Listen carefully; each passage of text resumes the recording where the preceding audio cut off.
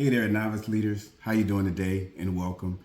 Today I just want to kind of share some insight that I think might be beneficial to some of you out there. It definitely helped me early on in my career. And matter of fact, this perspective of this mindset change really helped me to settle in to being a leader and helped me to grow as I continue to try to do today. That's basically, it's not about you. That's right. I mean, when you're a leader, it's not about you. True leadership isn't about you being the ultimate doer. It's about empowering your team to become the ultimate performer. Once I understood that and took the focus off of myself, I felt like I was able to have more success investing in my team and growing and developing my team. And so that's right. It's not about proving yourself, new leader. It's not about having all the answers. And it's definitely not about, proving your title or your worth of getting the role. So if you're feeling the pressure of constantly being on or that you need to be the smartest person in the room, just breathe and let that go. I'm sure there's many reasons on why managers often perform or put the burden on their shoulders to do everything or to prove themselves. But two primary reasons that I've come across that are most prominent when working with other leaders. And the first one is guilt. And I'll give you an example. There was one time, I believe last year, that I was traveling, visiting one of our locations and meeting with one of our leaders. And what I like to do when I get there is a lot of times is just observe and listen and kind of see what's going on before I even give my 2 cents and my perspective about it. After spending a few hours with the team, I noticed that the manager was the center of everything. Like a decision wasn't made without her. Clients needed help and that team waited for her to come and tell them what to do. And it kind of stifled the efficiency of the whole team taking care of business. And so at the end of the debrief, I'm sitting with that center manager and the district manager, and I asked her about her day and what she thought went well and what didn't went well. And I said, well, I noticed that you were at the center of a lot of decisions and the team kind of depended on you for almost everything. Like, what do you think about that? And she's like, well, I just want to make sure that my team is taking care of the clients and we're doing things the right way and we don't have to come back and revisit because that looks bad on us. And I was like, well, I appreciate that and that's what we want.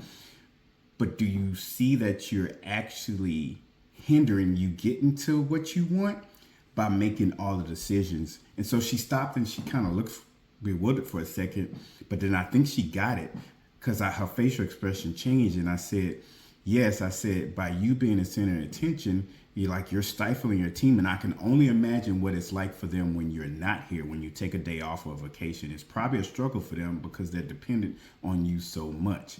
And I said, I get it because I've been there before. So I want to talk to you about that. Like, why do you feel the need to be at the center of every decision or at everything that your team does?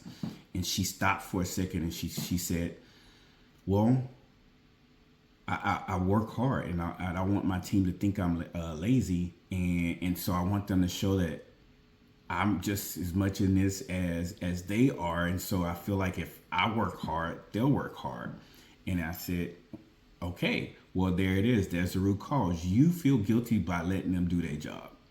And she was like, no, I don't feel guilty. I just don't want to seem lazy. I said, you feel guilty by letting them do their job. That's exactly what it is. Because at the end of the day, if she empowered them to do their job, they would have more job satisfaction. They could leverage her because they would be like mini hers all over the place, being able to make decisions for the clients and move forward.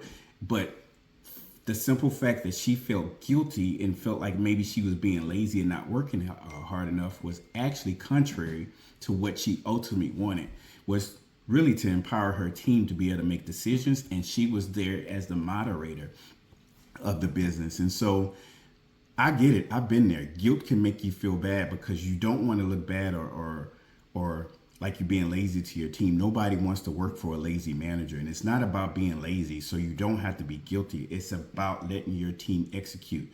And sometimes you got to let them execute and make a mistake and help them learn from the mistake so the next time they won't make that mistake. And so they don't need you for every decision. And so if you're feeling guilty as a new leader or feeling like you don't want your team to think that you're lazy, then you need to stop and reflect and talk to your team and explain to them the why. Like, hey, look, what do you think? What decision would you make? If you were me, what would you do? And you got to start building that muscle memory of decision making for them to be able to do that. Because God forbid you want to take a day off. You deserve your day off. God forbid you want to take a vacation. You need to be able to take your vacation, and the business needs to run well. And so let that go. Let go of the guilt and trust your team. That brings me to the second reason I see that people don't really let their team do their jobs or empower their team to make decisions or move the business is because of trust. And I've been here too before. What I mean by trust is usually trust comes from new leaders' mentality of proving themselves. And so because they want to prove themselves, they don't want to make a mistake. They want everything perfect. So that perfectionist mindset where nobody can make a mistake because it's going to look bad on me and the team. And that is totally counterproductive to effective leadership. Totally counterproductive.